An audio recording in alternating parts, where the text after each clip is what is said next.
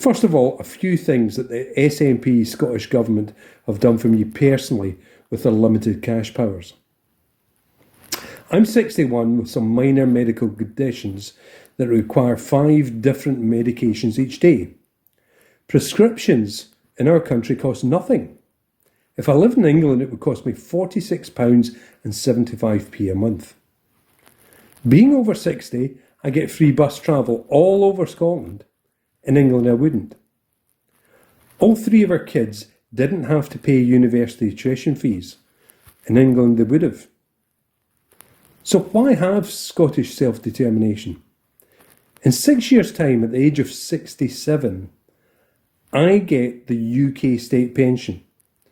It's one of the lowest in Europe, 29% of the average wage, whereas Iceland, Italy, France, Ireland, Hungary and many more countries are all above 50%. This will be a topic that the unionists will play on. They'll say, if you leave the UK, you won't get the UK pension. The UK government is legally obliged to keep paying the state pension to anyone who has made contributions, no matter where they live.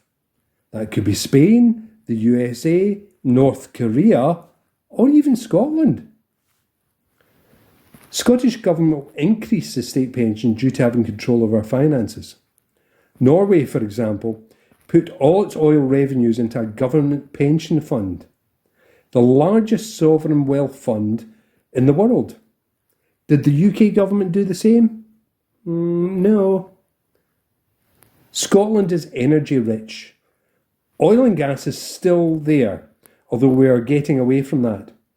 Remember that Westminster had made billions from Scottish oil and gas reserves over the last 50 years. What we will do is put the remaining profits from that industry into a pension fund. Now, again, we are vital to the UK economy because of renewable energy. Come independence, we would have a nationalised electricity supplier that gets all its power from renewable sources. So what about other financial sectors where the money would come into Scotland rather than go to Westminster? Fish. We have 62% of the UK fish exports. Beef. Scotland possesses over 30% of the UK herd. Whisky exports are worth nearly £5 billion. And all the tax goes to Westminster. Tourism generated over 11 billion of economic activity in Scotland. What about industry in Scotland?